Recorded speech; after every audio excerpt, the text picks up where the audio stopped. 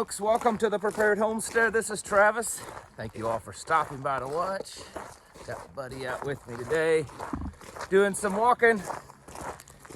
Normally I don't do news kind of stuff on these morning videos. I try to keep them positive, you know.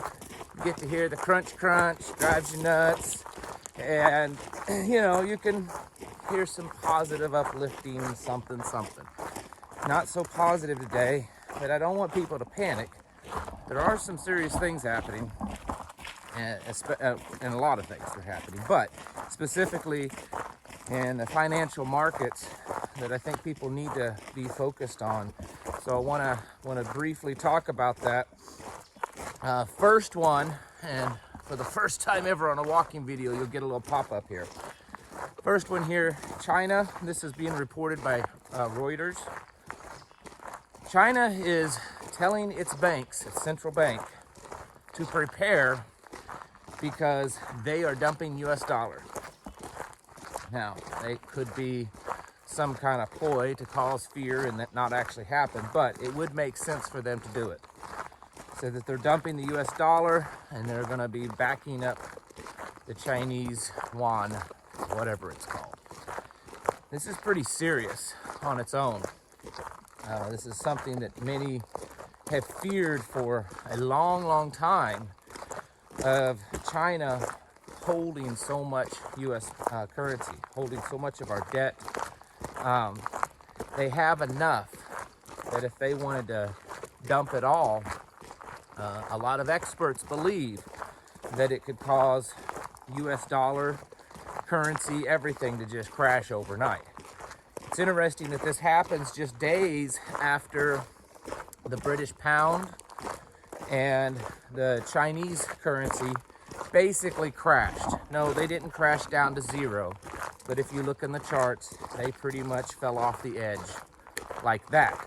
And the only reason that it didn't keep going is because the central banks there very rapidly started buying up, doing some quantitative easing, which is exactly what the Fed did back in 2008 when our currency was about ready to bottom out because of all of the stock market crash and everything, the inflation that was going on then.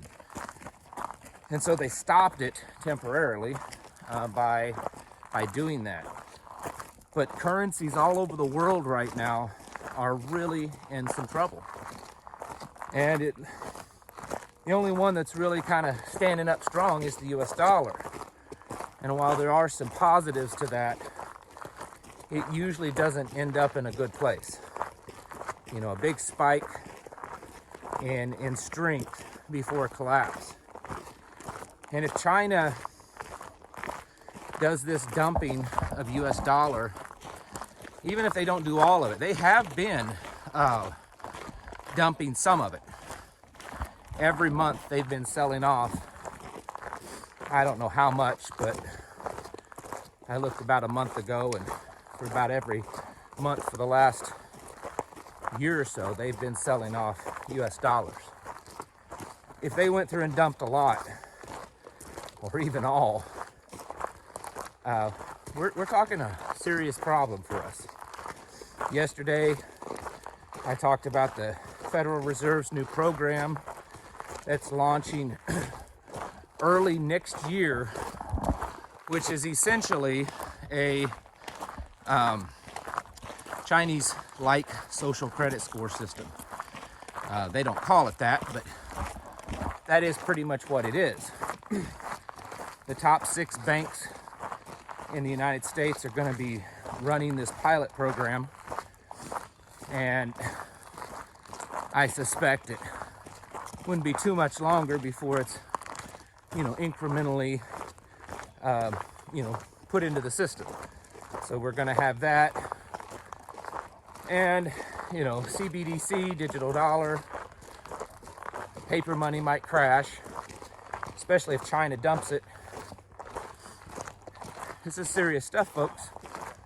I know a lot of people think, yeah, this could happen, and we prepare for it. And then there's this thing that happens with people. Even though we know something's likely to happen, and we prepare for it, many times when we're faced with it, when it's right in front of our face, we kind of freeze. You know, you prepare and you train for an intruder coming into your home. And then sometimes it happens that when that event actually takes place, the person freezes. Because in the back of their mind, there's this doubt that, you know, I'm preparing for this. It's not really going to happen. It's not really that bad. Folks, I do believe that it is that bad. And I'm not saying this is all going to happen tomorrow or next week. But I can't, it's to a point now, I think we've kind of crossed that threshold a long time ago, that I really can't see a way of turning this ship around without a lot of destruction. I think any way it could happen is going to be some bad news. And that's why we need to be serious, folks. This is, you know, I don't want you to be afraid. I don't want you to panic. I don't want you to, you know, give up hope and go out and sell everything you own today and mortgage your home today, or, you know, to buy a bunch of stuff. But you need to be serious about this. Bill Gates did an interview a couple of days ago with Forbes magazine, and he said that while he's no political expert, he strongly believes that there will in fact be a civil war in America over this upcoming election. He could be wrong, but he's also the kind of person that's in a position to help facilitate things, let's say it that way. So when I say that the times are changing, the times are getting worse, I really mean that, folks. They're banking on the fact that there's still so many people that are completely asleep.